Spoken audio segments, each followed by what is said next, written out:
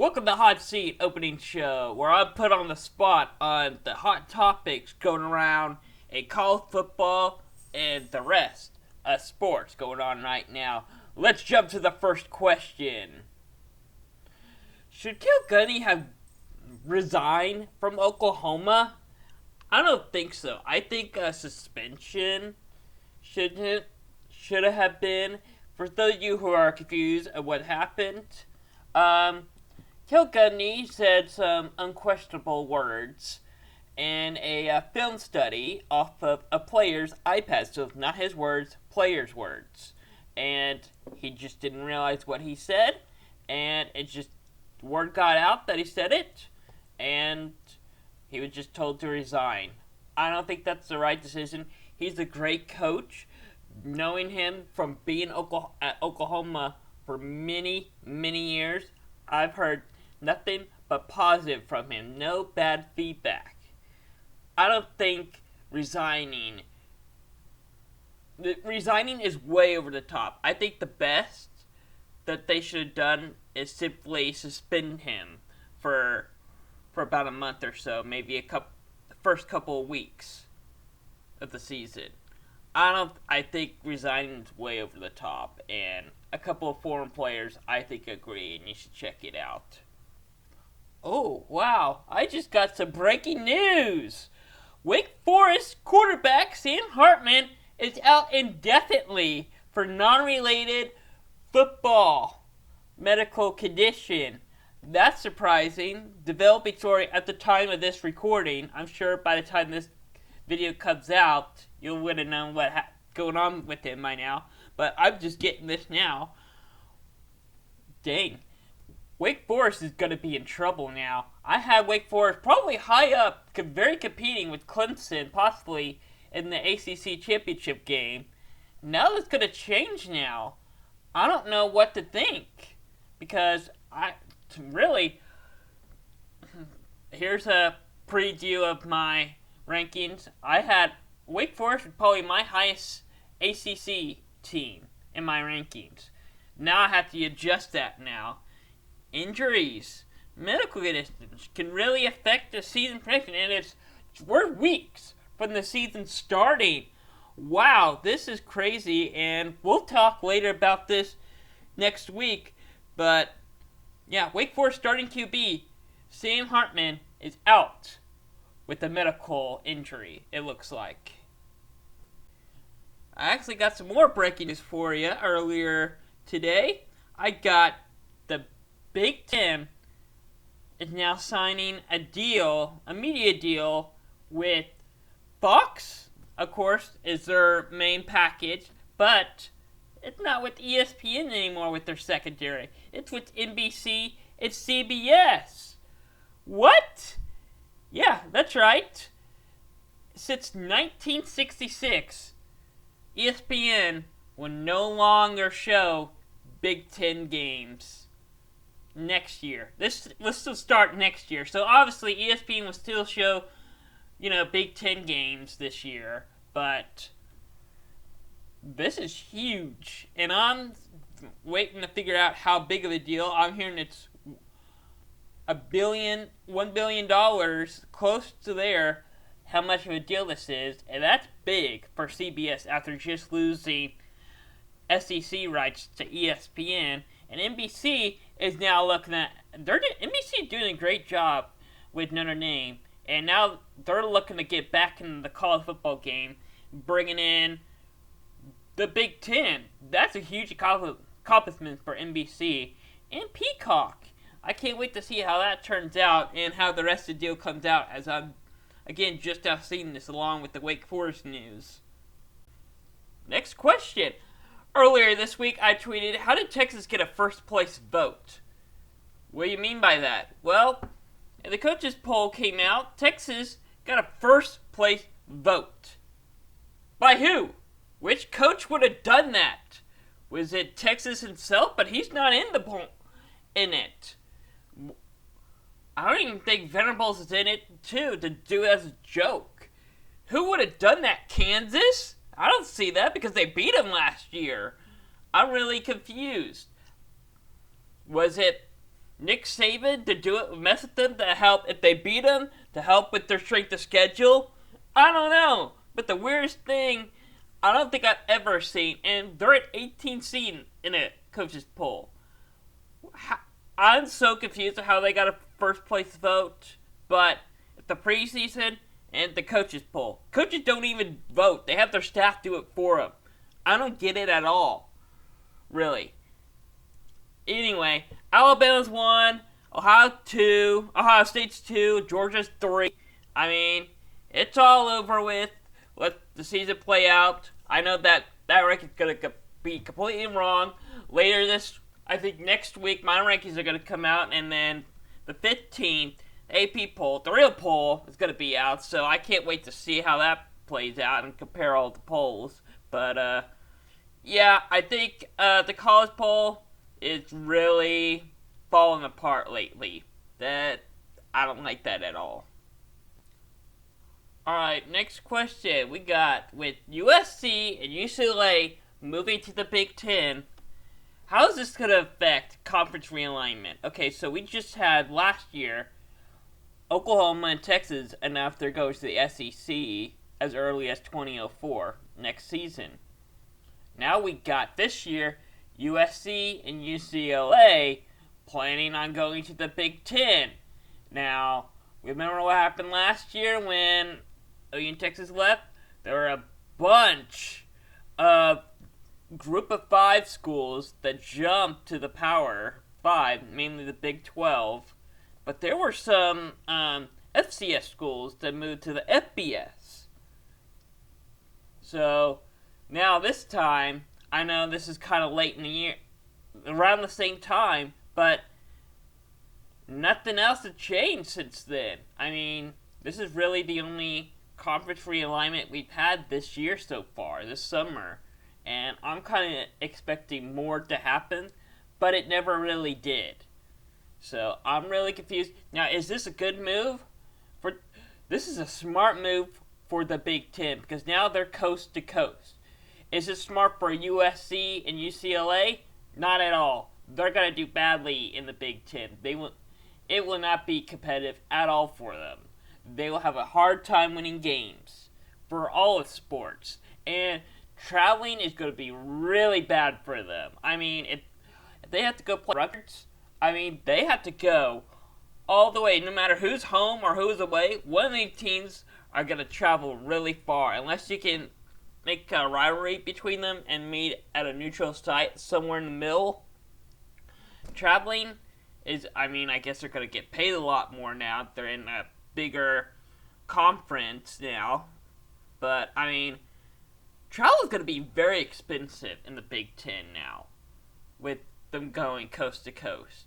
So, great for the conference, but bad for the schools. Man, traveling is going to stink now.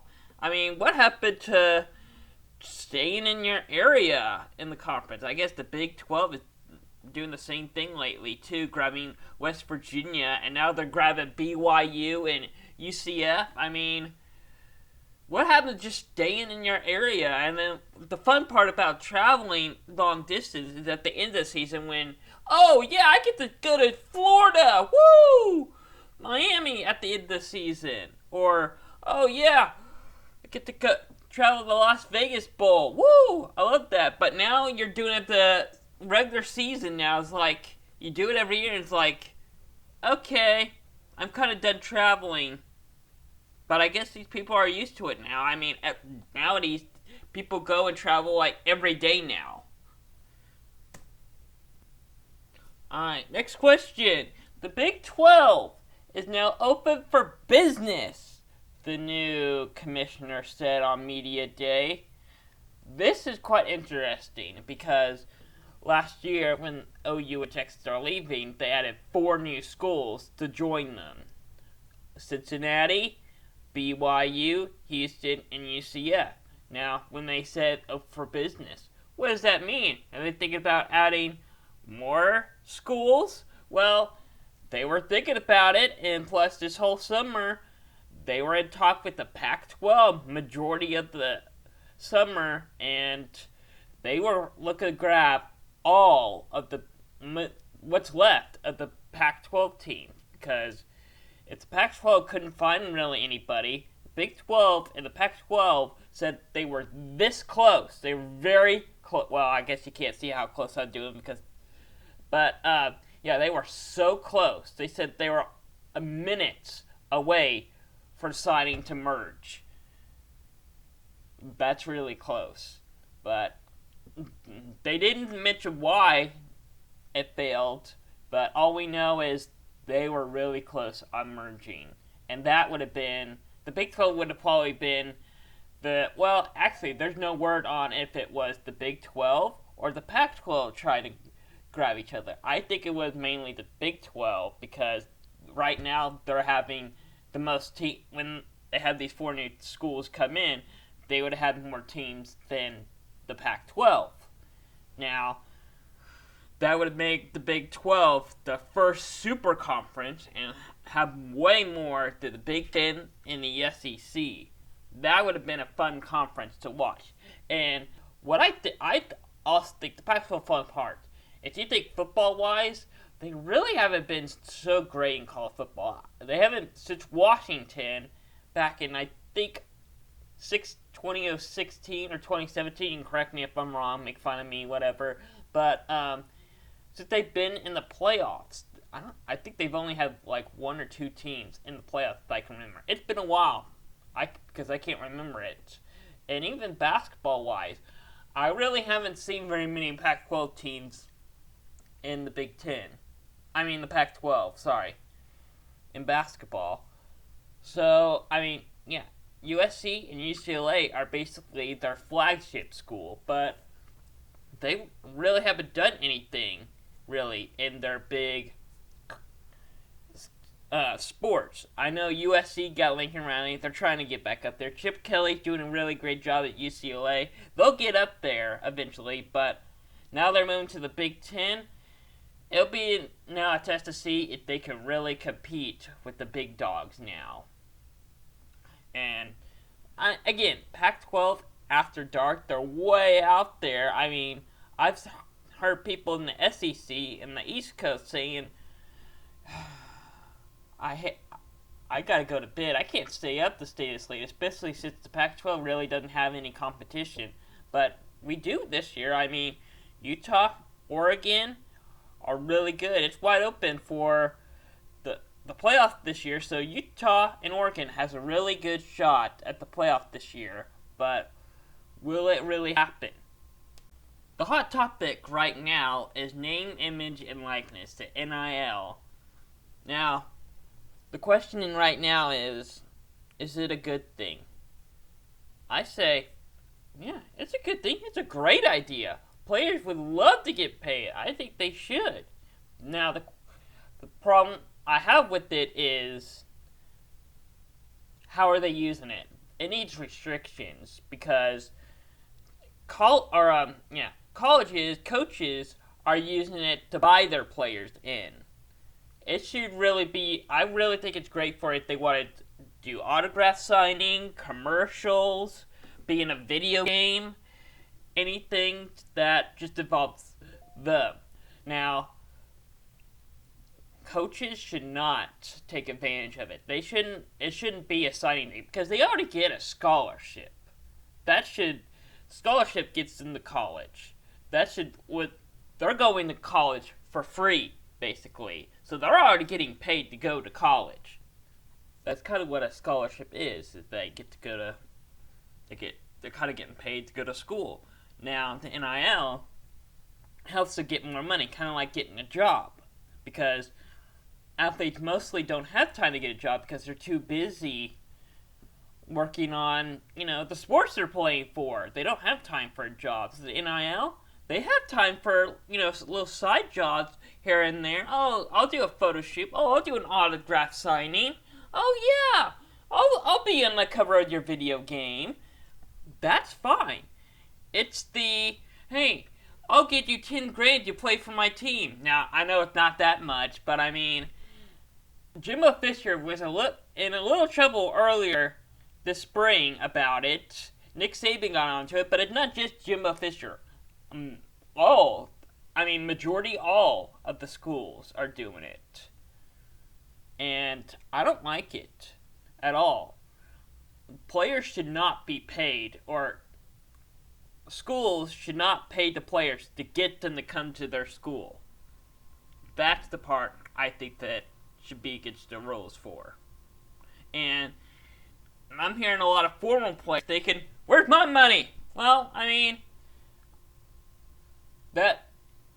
guess that they could, but yeah, I want to know. I'm kind of interested in see how these former players were during the NIL.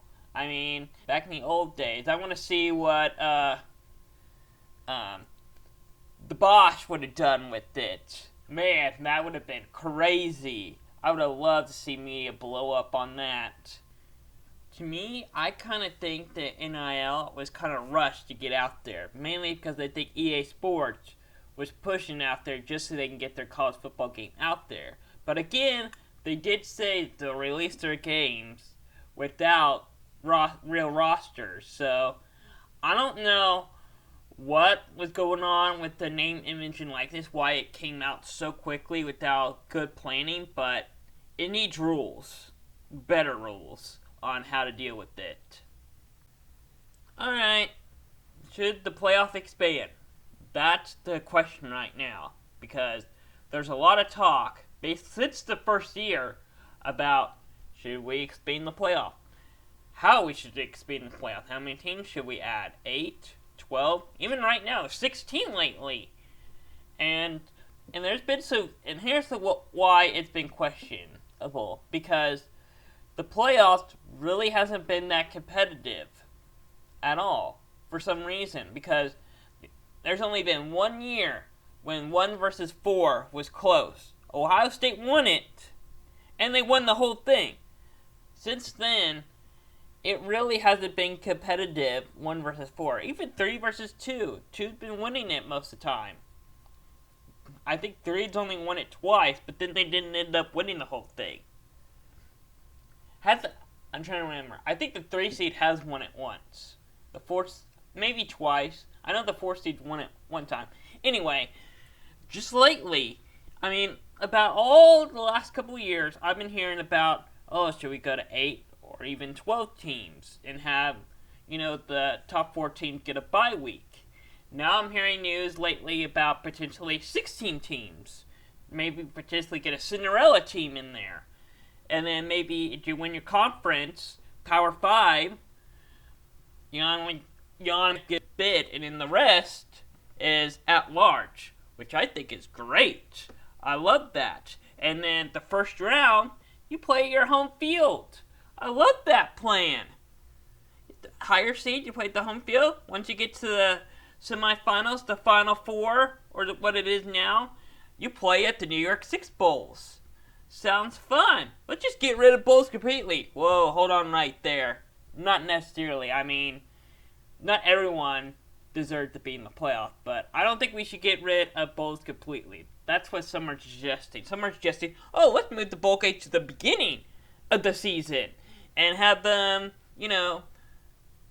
play based on how they did last year. Then they'll get the bowl game. Wait, that's ESPN is wanting to do right there. But they do realize that some of these teams are completely new the next year, because most of them are losing most of their players to the NFL. Some are gaining them back due to injuries. Some may be more talented, some may be even worse. Bowl games at the beginning of the season, based on how they did last year, doesn't make sense at all. We shouldn't get rid of bowl games, but I do think that we should expand the playoffs. 12 or 16 sounds really great. 16 sounds like a lot. I would love to see it. Basically like a March Madness for college football. But the question there is injuries. Now, that's the thing I hear about the most is, I'm going to sit out because I'm afraid to get injured. And then I hear about, we play too many games. We keep getting injured. But then, I've also noticed lately that, during the off season, they're practicing every day. They're helmet to helmet. And And I've seen injuries in practice too. And just lately, I'm like, why these players spend all their whole life playing football, and they want to play football. They're hungry. They want to play as many games as possible. I don't know why lately, because back before social media was a thing, these players would want to play a game. They would want to play more. I've heard former players be like, man, I wish we had like 5 more weeks left. Man, I mean, they're here to play football. If you option out, you don't deserve, you're weakened. You don't deserve to, if you're opting out because you're afraid to get injured for the NFL, this shows that you're getting soft. I don't want to, if I'm a scout, I don't want to see that. Yeah, if you get injured, so yeah, I mean, it might hurt your NFL career, but if you don't get injured and you play great in your bowl game, those scouts are going to be like, hey, I want to be on your team. That ups your drought. Don't you want to get a better draft? I mean, I don't get the whole opting out thing. Especially when you're going to you may not go to the playoffs, because to go to the playoffs, you're definitely playing, but the players that opt out are the ones that go to a big bowl game, New York 6, but just miss out on the playoffs. You still got to play those games. You got to support your teammates, the ones that are playing at the school next year. I don't get it at all. And I think expanding the playoffs, the 12 or 16, would help that a lot. Getting players more involved with the game later in the season, wanting to compete better, trying to stay more healthy, and we'll see less players opting out. What is the most exciting game you can't wait to see this season? That's a good one, because there's going to be a lot of good games this season. But I think the most one I can't wait to see is mainly because of what's been going on between these two coaches lately, is A&M and Alabama, October 8th. That's going to be a really fun game to watch, because Alabama's got some people have been saying Alabama needs a stronger strength of schedule. This is the year. Well, kind of. They got Texas, A&M, and LSU, and those are just the big ones, the hot topics that are kind of going through a change right now. So, I can't wait to see the Texas A&M and Alabama game, because that was a really intense game last year. A&M won, and let's see if Nick Saban gets some revenge.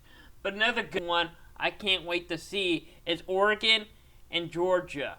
Now, this will show that this is really September 3rd, week 1. Let's go ahead and bring it. This will really show that the winner is in the playoff race. The loser will be fighting the rest of the season to get back in that race. Can Georgia stay back up there like last season, defend their national championship? Is Oregon going to fight back in the playoff race like they were last year? We'll just wait to see out, but I can't wait to see that. Another fun game I can't wait to see is OSU and Oklahoma. Possibly the last time these two are playing each other in the Big 12, and possibly for a while, because Mike Gundy said that I don't want to play in any games with Oklahoma once they go to the SEC. So, will there be a non-conference game between those two? Not in the future. Doesn't look like it. Another great game I cannot wait to see is Utah and Oregon. Yeah, another Oregon game. Utah and Oregon are probably the two best teams in the Pac-12 right now. November 19th. Can't wait to see it. The winner of this game is probably going to win the Pac-12. And it's late in the season, too. Another good one late in the season is November 26th. The game. Michigan, Ohio State. Going to be a fun game to watch. Michigan really tearing up the Big Ten last year. Surprising teams. Really taking his revenge on all of the rivalries he's lost in the past. Finally, after all the heat he had on him, Can he restrain that? Can he get back up there? Can they compete again this year? Well, Ohio State stands in their way. They're looking like the best team in the Big Ten. Not just the Big Ten. I think the whole college football. Here's a preview of my rankings. I have Ohio State number 1. So look out, Michigan. But this is late in the season, so we'll just have to wait and find out because that's going to be a really fun game to watch. And now I'll put on the spot for the last time in this show. What can we expect for week 0? Any upsets to look forward to? I don't think so. I mean, week 0 is kind of let's get started. But hey, here's college football, but there's not really some big games to look out for. There's a few, but the one to keep your eye on is Nebraska and Northwestern because these are 2 Big Ten teams that are really kind of fell apart last year. They were hyped up last year, kind of fell apart. But this year is their chance to get back up there, and I really think both these 2 schools are in trouble, particularly Scott Frost. I mean, his job is on the line this year. This is a must-win for him, and if he doesn't win that, the pressure is going to be on for the rest of the season. I mean, I think Nebraska's biggest game this year is going to be OU-Nebraska, if they can pull that off. And give it a close game. Majority of their games last year were close. They just don't know how to finish. This year, can they finish the game? We'll just have to wait and find out. August 27th. Another game to keep your eye on is North Texas and UTEP. Going to be a great game. I think North Texas got the power to win that game, though. But keep your eye on that one. Vanderbilt and Hawaii. Can Vanderbilt finally win a game? I mean, Hawaii really hasn't been that great of a football school lately. But that's going to be a great game to show. Is Vanderbilt coming back? Hilarious! We all know Hawaii's winning that game. That's a joke up for you. Yeah. Anyway, still, keep an eye on Vanderbilt and Hawaii. That's going to be a good game to show up. Because the loser of that game is probably going to have a terrible season. Well, anyway, thanks for watching our first Hot Seat show. And remember, tweet us at busysn.official, and your show could be featured on next month's show, September 5th. Thank you all for watching. I hope we had a great debate.